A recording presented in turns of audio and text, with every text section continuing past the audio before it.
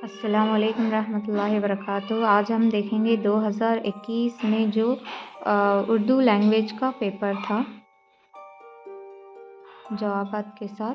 उर्दू ज़बान में हम बहुत आसानी से ज़्यादा मार्क्स हासिल करते हैं, जो कि हमें ये चाहिए कि पहले तो हम सही तरीके से पैसेज को पढ़ें। इस इंशाया को गौर से पढ़ने और मतलूबा सवालात के मुनासिब जवाब की निशानदही दिए गए मुतबादिलात में से कीजिए।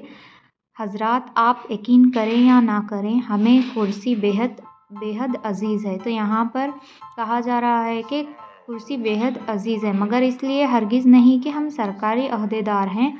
अपने घर में काम काज से होने वाली थकन ऑफिस पहुंचकर पूरा दिन कुर्सी पर बैठकर उतारते हैं। मुमकिन है आप ये भी कहें कि वो वाह भाई, ये क्या हुई भला, कुर्सी जैसी नेमत किसको अजीज़ नहीं है। 4 हरफों पर मुश्तमिल 4 टांगों वाली कुर्सी के लिए ही तो हर कोई सर धड़ की बाजी लगाए जा रहा है। हत्ता कि कहीं सरकारी गिराई जाती हैं तो कहीं मंदिर और मस्जिदें। जी हाँ, आपका कहना बजा है। बेशक कुर्सी मन लुभाती है, फर्श से अर्श तक।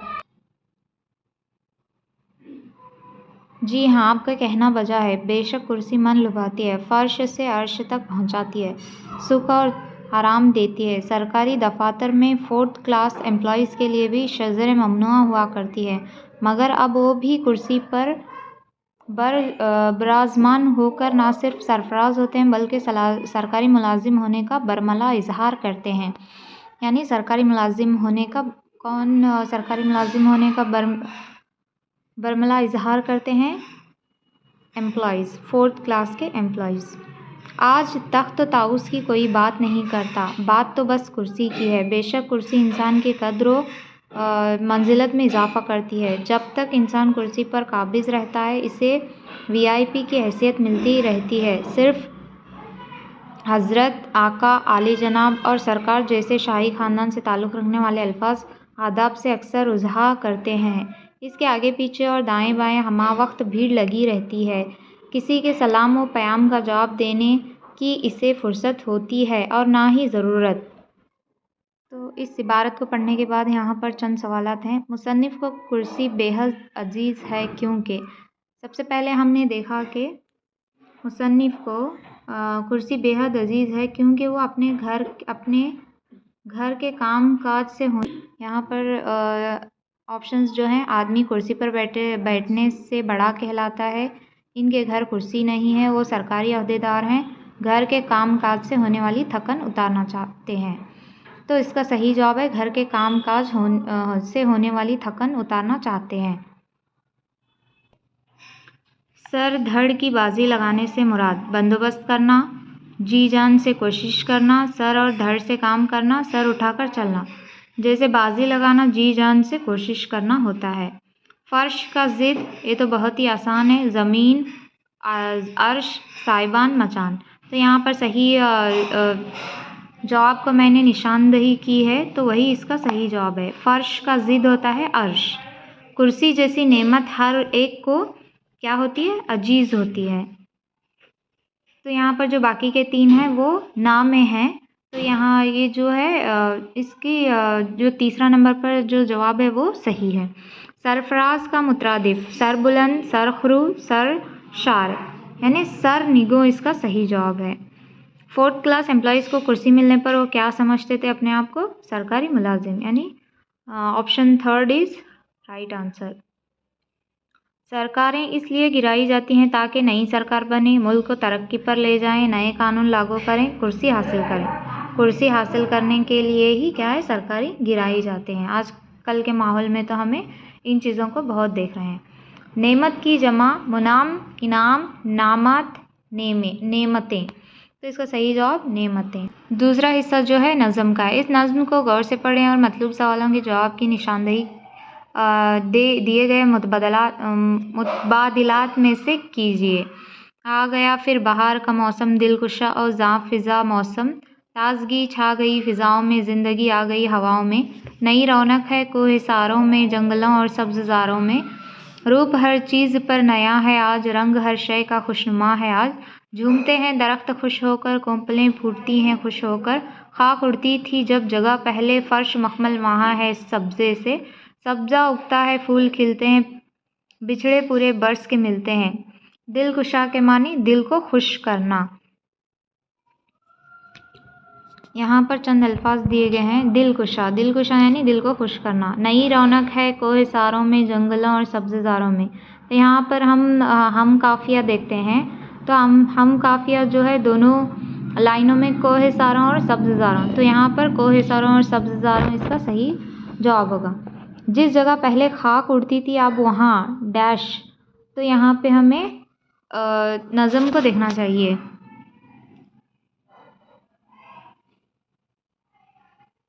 جس جگہ خاک اڑتی تھی، جس جگہ پہلے، فرش و مخمل وہاں سے سبزے سے، تو یہاں پر اس کا جواب ہوگا سبزے کا مخمل بچھا ہوا ہے۔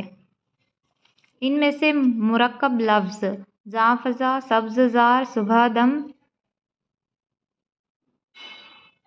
پنکھی۔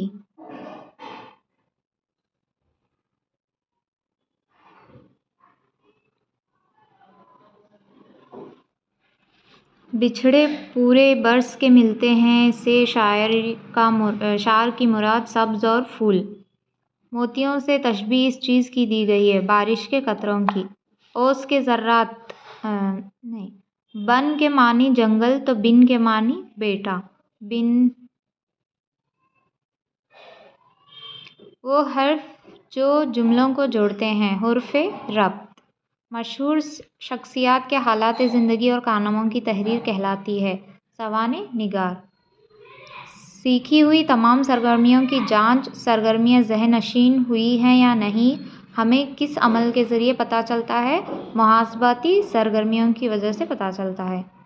دستیاب کا متضاد، کمیاب، نایاب، فراغت، ناپید، تو اس کا صحیح جواب نایاب، لیکن یہاں پہ تھوڑا ڈاؤٹ ہے تو اس کا صحیح جواب پتہ لگا سکتے ہیں۔ قدر پیمائی یا تعین، قدر سے مراد قدردانی، پیمائش اکتساب، استاد کی خوبیوں کی پیمائش، تدریس اور آموزش کی مقداری اور معیاری پہلوؤں کی پیمائش۔ لیپ ٹاپ کی مدد سے پیش کیے جانے والے ویڈیو کلپس کا شمار آموزشی وسائل کی اس قسم سے ہوتا ہے،